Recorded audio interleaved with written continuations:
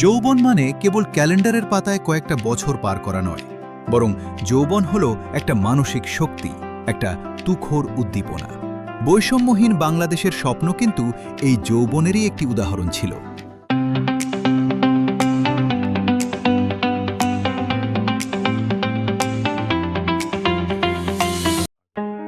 আমার বলতে দ্বিধা নেই যে আমি আজ তাদেরই দলে, যারা কর্মী নন, ধ্যানী, যারা মানবজাতির কল্যাণ করেন সেবা দিয়ে, কর্ম দিয়ে।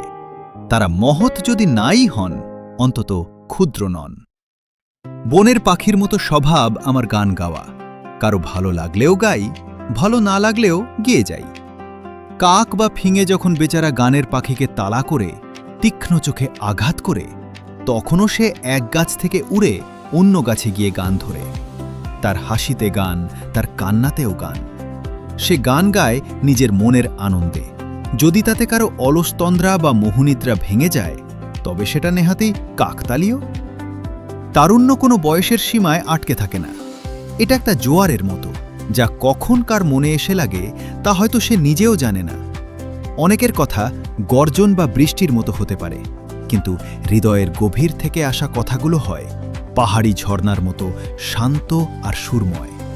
এই তারুণ্য হল ভোরের সূর্যের মতো, যা অন্ধকারের বুক চিরে আলোর বার্তা নিয়ে আসে।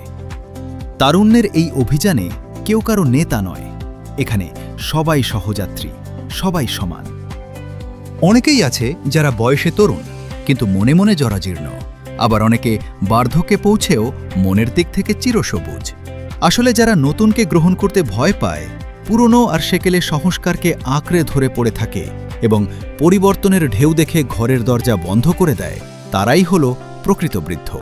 তারুণ্য মানেই হল অদম্য গতি, ঝড়ের মতো যার বেগ, দুপুরের রোদের মতো যার তেজ, আর হিমালয়ে জয় করার মতো যার সাহস, সেই প্রকৃত তরুণ।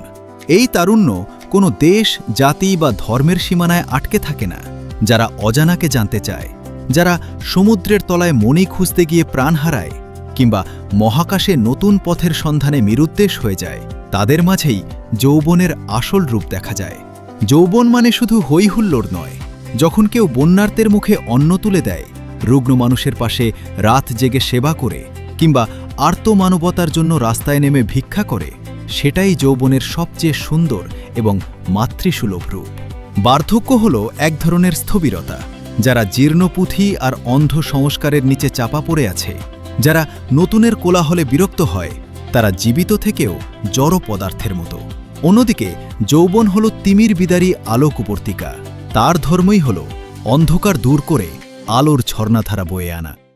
যে ঘর ভেঙে আমাদের মাথার ওপর পড়ার উপক্রম হয়েছে, তাকে আঁকড়ে ধরে বসে থাকা বোকামি। সেই জীর্ণ অট্টালিকা ভেঙে নতুন করে গড়ার সাহস কেবল তরুণদেরই থাকে। সৃষ্টিকর্তা মানুষকে হাত দিয়েছেন কর্মের মাধ্যমে নিজের ভাগ্য জয় করার জন্য, কেবল ভিক্ষা বা প্রার্থনার জন্য নয়। আমাদের জীবনের আসল মন্ত্র হওয়া উচিত তারুণ্য। আমরা যে ধর্মেরই হই না কেন, আমাদের প্রাণের ধর্ম যেন হয় মানুষের কল্যাণ আর অজানাকে জয় করার নেশা। জগতটা আমাদের, তাই একে নিজেদের মনের মতো করে সুন্দর করে গড়ে তোলাই হোক আমাদের প্রধান সাধনা। পার্থিব সীমাবদ্ধতা পেরিয়ে উদার আকাশ আর অবারিত সম্ভাবনার দিকে হাত বাড়ানোই হল যৌবনের গান।